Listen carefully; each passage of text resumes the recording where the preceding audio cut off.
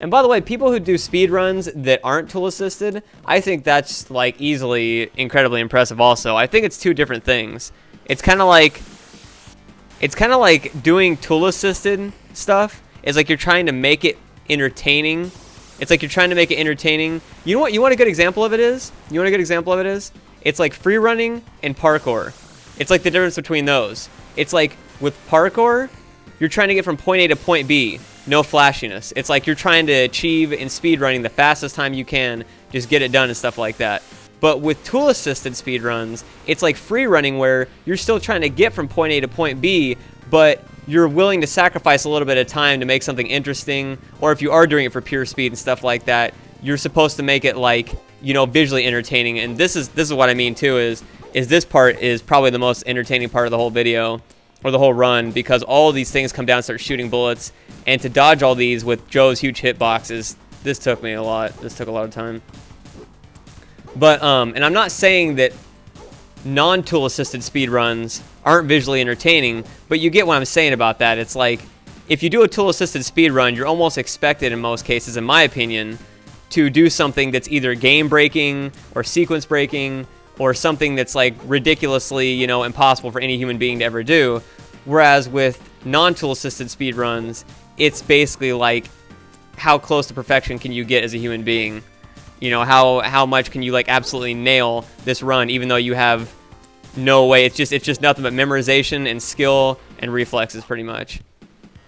And so I think they're both really impressive for different reasons.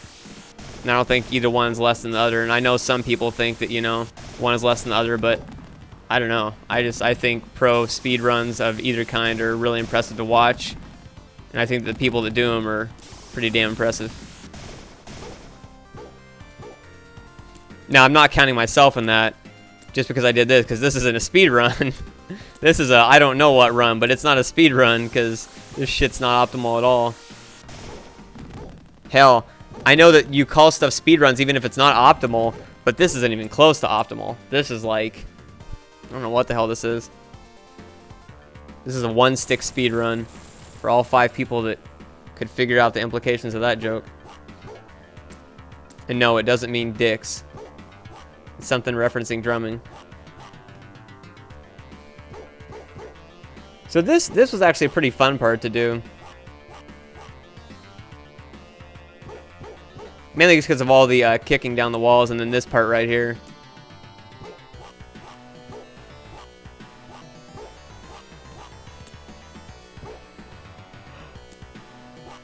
Now this part right here, coming up, I did this gigantic jump. And you'll see it here. I think it's actually in a little bit.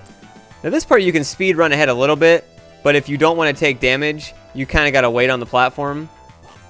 I think you do. Yeah, you have to wait. So I just kind of dick around here doing the, you know, air kicking thing. Now, if you were in a speed run, you could obviously take damage here because they don't damage you that bad, if I remember right. And I'm actually going with the music right here.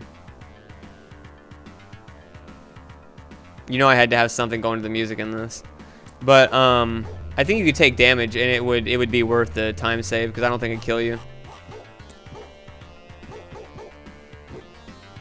And that's, yeah, do that sword slice right there to take off time from having to crouch.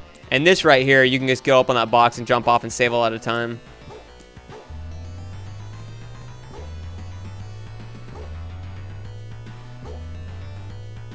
Yeah, I definitely think I'm doing that jump kick right before I land because it must be something that speeds me up.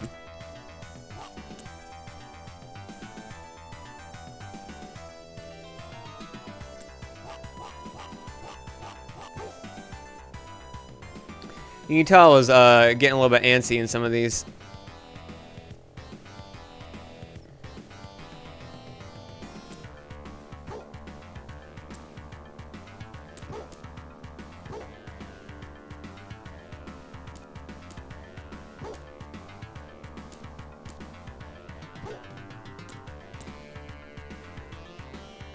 And then you don't have to do that to blow the door open, but, you know. Now this part, the wall will crush you, but it's like, you know, this is so simple to get out of. Just dirt, dirt, dirt. It's like, you know. Now you do want to, I think I did time it up a little bit so I wouldn't hit those electrical things. But, I think the game may even be designed for that so that you don't hit the electrical things. And onwards to the final boss. Now, I don't know who the fuck this dude is. I guess he's like your master, the shadow dancer, or whatever the fuck. But anyways, the background looks like basically a warped version of Gygus. Yeah, from Earthbound. I mean, look at it, you know. But this dude was relatively easy, except for I tried to control the probability of his attack some, and it didn't really work all that great. Basically so that I could do as much damage as possible. And in this version, he has a shit ton of attacks that a lot of them are pretty hard to avoid. And basically, you can guard some of them, but like that big ass blue ball he shot, well actually, if you block it, it'll push you to the other side of the screen. And it'll do damage to you that way when it explodes, so it's kind of cheap that way.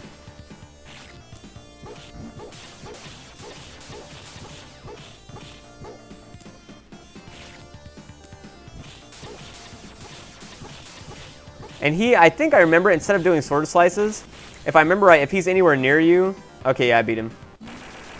If he's anywhere near you, or you get like close up to him when he's doing those quick fireballs, I think he'll immediately cut the attack and go to something else, and that's why I wasn't getting near him. And oh, Joe Musashi is on a cliff.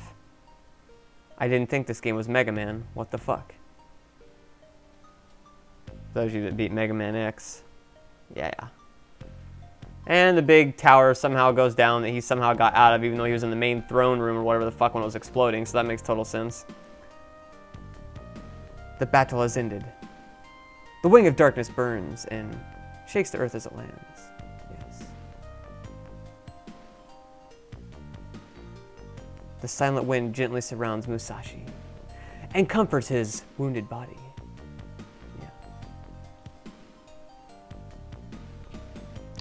In this world of confusion, evil will continue to thrive and will rise again one day.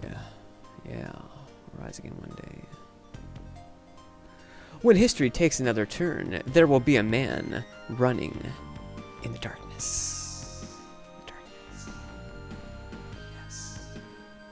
He will be a shadow. A shadow. He will be a shinobi. Shinobi. A motherfucking shinobi. Yeah, goddamn. Fuck.